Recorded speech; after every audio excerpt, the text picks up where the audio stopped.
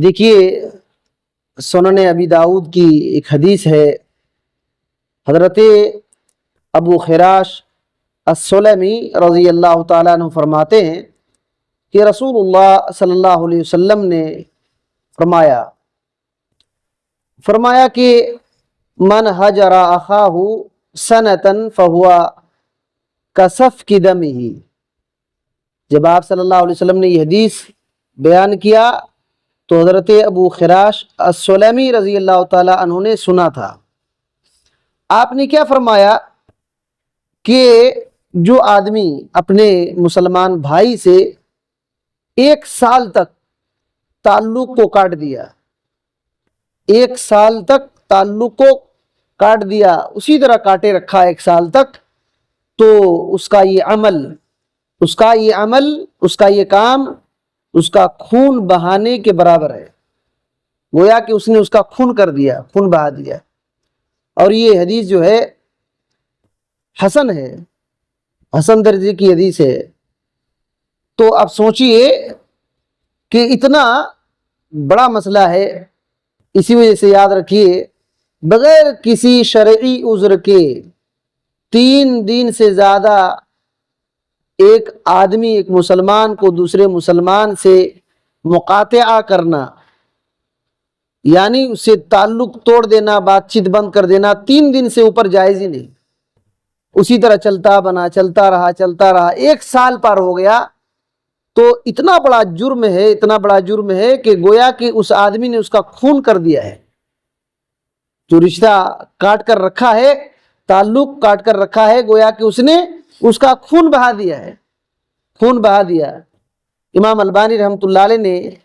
ادب المفرد کے اندر اس حدیث کو صحیح کہا ہے، اور کہا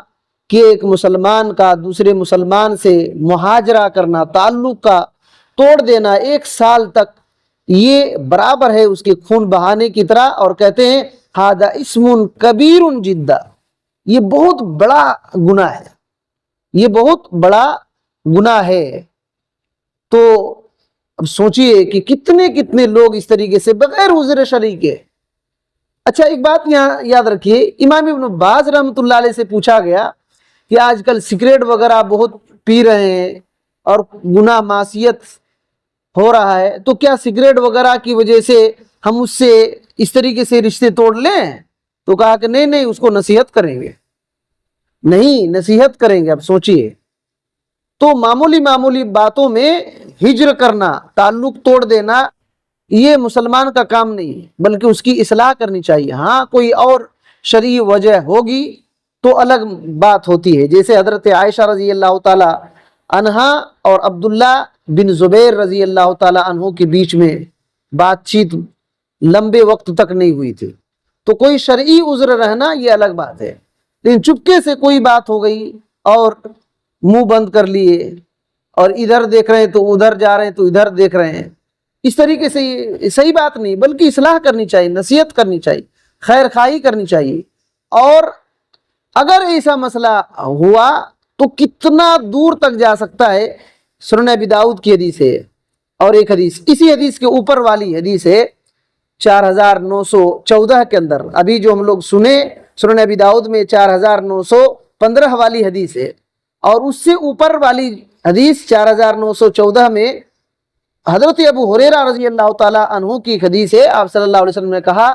لا يحل لمسلم ان يهجر اخاه فوق 3، کسی مسلمان کے لیے حلال نہیں ہے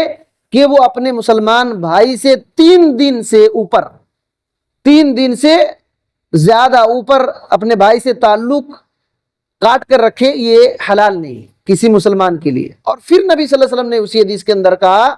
فمن حجر فوق 3 فمات دخل النار،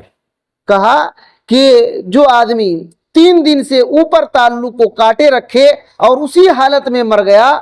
تو وہ جہنم میں جائے گا۔ سوچئے، جہنم میں جانے کا ذریعہ ہے 3 دن سے زیادہ تعلق کاٹ لینا، سال بھر ہو گیا تو ایسے ہی جیسے اس کو خون کر دیے، اس کا خون بہا دیے، اور 3 دن سے زیادہ منقطع کر دیے، رشتے کو توڑے رکھے ہیں، اور اگر اسی حالت پر مر جاتے ہیں تو یہی وجہ ہو سکتا ہے، یہ سبب بن سکتا ہے جہنم میں جانے کا۔ لیکن یاد رکھیے چونکہ یہ کفر نہیں ہے اسی وجہ سے ہمیشہ کے لیے جہنم میں نہیں جائے گا، لیکن جہنم میں جانا ہی بہت خطرناک ہے، کون اس کو برداشت کر سکتا ہے جہنم کے عذاب کو؟ یہ اسی وجہ سے یاد رکھیے شیطان جو ہے، شیطان چاہتا ہے کہ اہل توحید کے اندر جھگڑا کر دے، اور اہل توحید غیرت والے ہوتے ہیں، یاد رکھیے غیرت ہوتا ہے، غیرت ان کے اندر غیرت ہوتا ہے، جوش ہوتا ہے، کوئی خلاف شریعت بات دیکھ لے تو غصہ آ جاتا ہے، غیرت ہوتا ہے، تب شیطان حملہ کرتا ہے، تب شیطان حملہ کر کے توڑ دیتا ہے۔ اور ادھر سے نہیں تو ادھر سے، ایک تو کفر نہیں کروا پایا، شرک نہیں کروا پایا، بدعت میں نہیں دھکیل پایا، تو ادھر سے حملہ کرتا ہے۔ اسی وجہ سے نبی صلی اللہ علیہ وسلم کی حدیث صحیح مسلم کے اندر آپ صلی اللہ علیہ وسلم نے کیا کہا؟ ان الشیطان قد ایس ان یعبدہ المصلون فی جزیرۃ العرب،